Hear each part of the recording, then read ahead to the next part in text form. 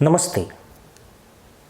साल 2003 अमेरिका और नेटो देश इराक पर हमला करते हैं और अचानक सुलग उठता है भारत का एक बहुत बड़ा हिस्सा।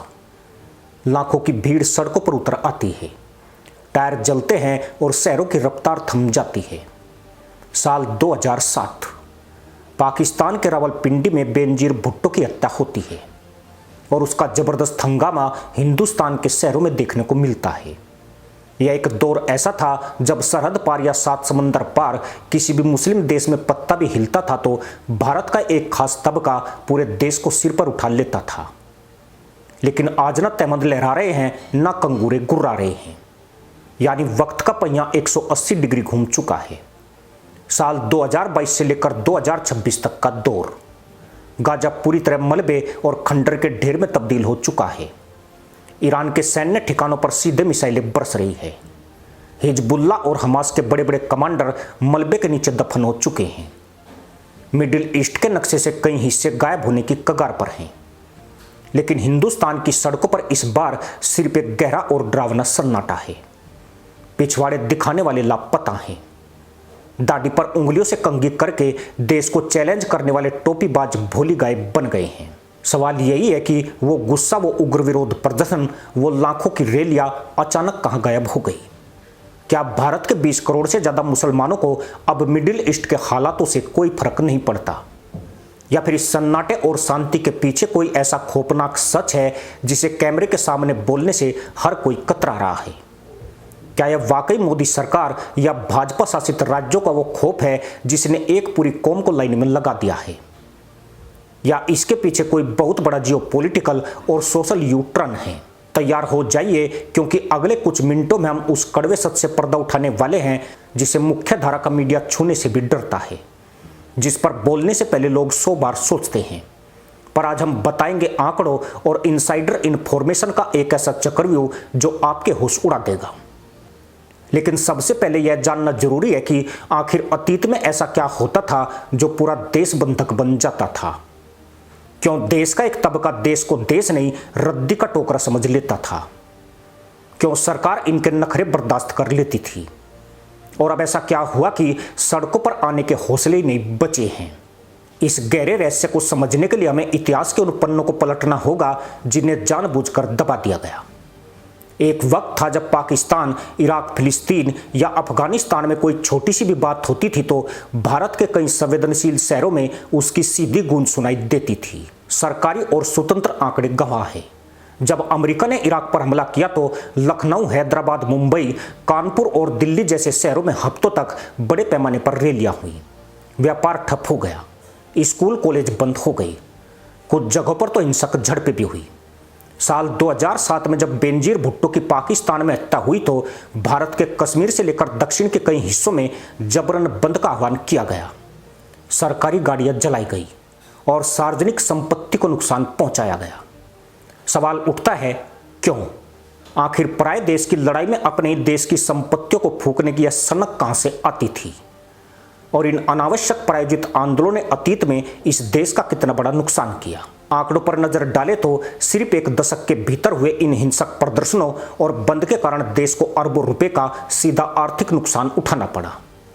जब एक शहर जलता है तो सिर्फ सरकारी बसें नहीं जलती, बल्कि पटरी से उतर जाती है पूरे देश की अर्थव्यवस्था। ट्रेनें रोके जाने से लाखों कामकाजी लोगों का समय बर्बाद हुआ। फैक्ट्रियां बंद होने से दिहाड़ी मजदूरों के चूल्हे बुझ गए और विदेशी निवेशकों ने भारत में पैसा लगाने से अपने हाथ पीछे खींच लिए। सबसे दर्दनाक बात, इन आंदोलनों की वजह से सड़कों पर लगने वाले भारी जाम में कई बार एम्बुलेंस फंसी रही और न जाने कितने बेकसूर मरीजों ने समय पर अस्पताल न पहुंच पाने के कारण दम तोड़ दिया। देश की छवि ग्लोबल स्टेज पर एक अशांत और असुरक्षित राष्ट्र के रूप में बनने लगी थी, पर शायद इससे इन्हें कोई फर्क नहीं पड़ता था। तो फिर आज ऐसा क्या बदल गया कि गाजा में पूरे के पूरे शहर साफ हो गए, लेकिन भारत में एक पत्ता तक नहीं हिला? क्या वाकई कट्टरपंथियों के इरादे बदल गए हैं, या फिर इस शांति के पीछे दिल्ली की सत्ता में बैठी एक सरकार की ऐसी कड़क नीतियां हैं जिसने उपद्रवियों की रीढ़ की हड्डी तोड़ दी है? जवाब आपको चौंका देगा, क्योंकि असली खेल तो अब शुरू होता है।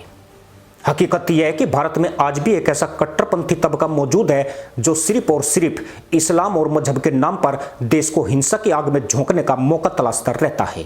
उनके मंसूबे आज भी वही हैं, देश में उत्पात मचाना, सड़कों को बंधक बनाना और भारत की छवि को दुनिया के सामने खराब करना। लेकिन वे आज चाहकर भी सड़कों पर नहीं उतर पा रहे हैं। उनके इरादे नहीं बदले हैं, बल्कि दिल्ली और राज्यों की सत्ता का वो राजनीतिक चरित्र बदल चुका है जिसे वो सालों से ब्लैकमेल करते आए थे। एक वक्त था जब देश की पूरी सियासत मुस्लिम वोट बैंक के इर्द गिर्द घूमती थी। राजनीतिक पार्टियां चुनाव जीतने के लिए इस तबके के तुष्टीकरण में अंधाधुंध जुट जाती थी। इसी वोट बैंक की भूख का फायदा उठाकर ये कट्टरपंथी तत्व सड़कों पर नंगा नाच करते थे और तत्कालीन सरकारें दंगाइयों पर हाथ डालने से कांपती थी। उन्हें डर होता था कि कहीं उनका कोर वोटर नाराज न हो जाए और सत्ता हाथ से न निकल जाए।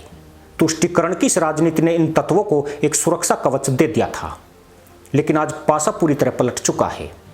केंद्र और कई प्रमुख राज्यों में बैठी मौजूदा सरकारें अब इस ट्रेडिशनल वोट बैंक की भूखी नहीं है।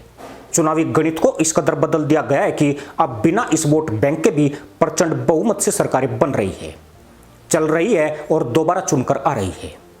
नतीजा यह हुआ कि वोट बैंक की वो ब्लैकमेलिंग वाली राजनीति हमेशा के लिए दफन हो चुकी है।